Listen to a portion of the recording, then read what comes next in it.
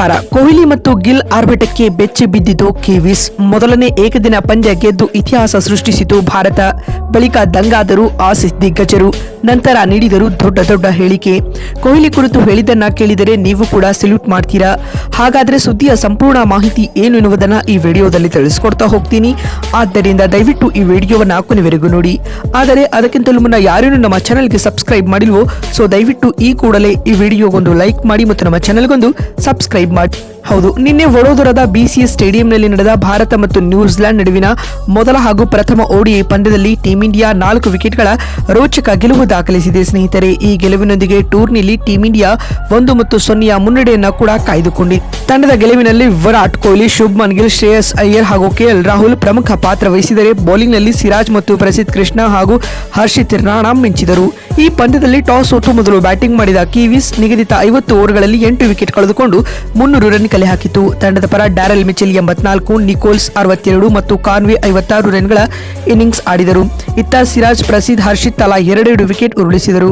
ಪಂದ್ಯ ಗೆಲ್ಲಲು 301 ರನ್ಗಳ ಸ್ಪರ್ಧಾತ್ಮಕ ಗುರಿಯನ್ನ ಬೆನ್ನಟ್ಟಿದಂತ ಟೀಂ ಇಂಡಿಯಾ ಉತ್ತಮ ಆರಂಭದ ಹೊರತಾಗಿಯೂ ಕೊಹ್ಲಿ ಹಾಗೂ ಗಿಲ್ ಆಡಿದ ಸಮಯೋಚಿತ ಆಟದ ನೆರವಿನಿಂದಾಗಿ ಟೀಂ ಇಂಡಿಯಾ ನಿಗದಿತ ಟಾರ್ಗೆಟ್ ಅನ್ನು 49 ಓವರ್ಗಳಲ್ಲಿ ಕೇವಲ 6 ವಿಕೆಟ್ ಕಳೆದುಕೊಂಡು ಸುಲಭವಾಗಿ ಚೇಸ್ ಮಾಡಿತು. ತಂಡದ ಪರ ವಿರಾಟ್ ಕೊಹ್ಲಿ 93 ಹಾಗೂ ಶುಭ್ಮನ್ ಗಿಲ್ 56 ಮತ್ತು ಶ್ರೇಯಸ್ ಅಯ್ಯರ್ 49 ರನ್ಗಳ ಕಾಣಿಕೆ ನೀಡಿದರು. ಇನ್ನು ಕೊನೆಯ ಹಂತದಲ್ಲಿ ಕೆಎಲ್ ರಾಹುಲ್ ಸ್ಫೋಟಕ 29 ರನ್ ಬಾರಿಸಿ ಗೆಲುವಿನಲ್ಲಿ ಮಹತ್ತರ ಪಾತ್ರ ನಿರ್ವಹಿಸಿದರು. ಈ ಮುಖ್ಯವಾಗಿ ಟೀಂ ಇಂಡಿಯಾ ಈ ಪಂದ್ಯದಲ್ಲಿ 4 ವಿಕೆಟ್ಗಳ ಭರ್ಜರಿ ಗೆಲುವು ದಾಖಲಿಸಿತು. ಇನ್ನೀಗ ಭಾರತದ ಈ ಗೆಲುವಿನ ಕುರಿತು ಮಾತನಾಡಿದ ಆಸೀಸ್ನ ದಿಗ್ಗಜ ಆಟಗಾರರಾದ ರಿಕಿ ಪಾಂಟಿಂಗ್ ಈ ರೀತಿಯಾಗಿ ಹೇಳಿದ್ದಾರೆ. ಭಾರತದ ಈ ತಂಡ ಪೂರ್ಣ ಪರಿಪಕ್ವತೆಯ ಆಟವನ್ನ ಆಡುತ್ತಿದೆ. ಕೊಹ್ಲಿ ಮತ್ತೊಮ್ಮೆ ಸಾಬೀತುಪಡಿಸಿದ್ದಾರೆ. ಅದೇನೆಂದರೆ ದೊಡ್ಡ ಟಾರ್ಗೆಟ್ ಇರುವಾಗ ಅವರು ಚೇಸ್ ಮಾಸ್ಟರ್ ಅಂತ. ಅವರು ಇಂದಿನ ಪಂದ್ಯದಲ್ಲಿ 90 ರನ್ ಬಾರಿಸಿರಬಹುದು, ಆದರೆ ಅದು ಶತಕಕ್ಕಿಂತಲೂ ಹೆಚ್ಚು. ಕೊಹ್ಲಿ ರನ್ ಬಾರಿಸುವುದರ ಜೊತೆಗೆ ವಿರೋಧಿ ತಂಡಗಳ ರಣತಂತ್ರವನ್ನ ಮುರಿಯುತ್ತಾರೆ. ಇನ್ನು ಸಿರಾಜ್ ಹಾಗೂ ಹರ್ಷಿತ್ ಮತ್ತು ಕುಲ್ದೀಪ್ ಯಾದವ್ ಅವರು ಬೌಲಿಂಗ್ನಲ್ಲಿ ಗೇಮ್ ಚೇಂಜಿಂಗ್ ಆಟವನ್ನ ಆಡಿದರು ಎಂದು ರಿಕಿ ಪಾಂಟಿಂಗ್ ಹೇಳಿದ್ದಾರೆ. ಮತ್ತು ಮಾತು ಮುಂದುವರಿಸಿದ ಅವರು, ಶುಭ್ಮನ್ ಗಿಲ್ ಕೂಡ ಇಂದಿನ ಪಂದ್ಯದಲ್ಲಿ ಲಯ ಕಂಡುಕೊಂಡಿದ್ದಾರೆ ಮತ್ತು ಶ್ರೇಯಸ್ ಅಯ್ಯರ್ ಇಂಜುರಿಯಿಂದಾಗಿ ಭರ್ಜರಿಯಾಗಿ ಕಮ್ ಬ್ಯಾಕ್ ಮಾಡಿದ್ದಾರೆ. ಇದಲ್ಲದೆ ರಾಹುಲ್ ಒಳ್ಳೆಯ ಫಿನಿಶಿಂಗ್ ನೀಡುತ್ತಿದ್ದಾರೆ. ಹೀಗಾಗಿ ಟೀಂ ಇಂಡಿಯಾ ತುಂಬಾ ಬ್ಯಾಲೆನ್ಸ್ ತಂಡವಾಗಿ ಕಾಣಿಸಿಕೊಳ್ಳುತ್ತಿದೆ ಎಂದು ರಿಕಿ ಪಾಂಟಿಂಗ್ ಹೇಳಿದ್ದಾರೆ ಸ್ನೇಹಿತರೆ. ಇನ್ನು ಇದಾದ ಬಳಿಕ ಮಾತನಾಡಿದ ಆಸೀಸ್ನ ಇನ್ನೋರ್ವ ದಿಗ್ಗಜ ಆಟಗಾರರಾದ ಶೇನ್ ವಾಟ್ಸನ್ ಅವರು ಈ ರೀತಿಯಾಗಿ ಹೇಳಿದ್ದಾರೆ. ವಿರಾಟ್ ಕೊಹ್ಲಿ ಇಂದಿನ ಪಂದ್ಯದಲ್ಲಿ ಅದ್ಭುತ ಆಟವನ್ನು ಪ್ರದರ್ಶಿಸಿದ್ದಾರೆ.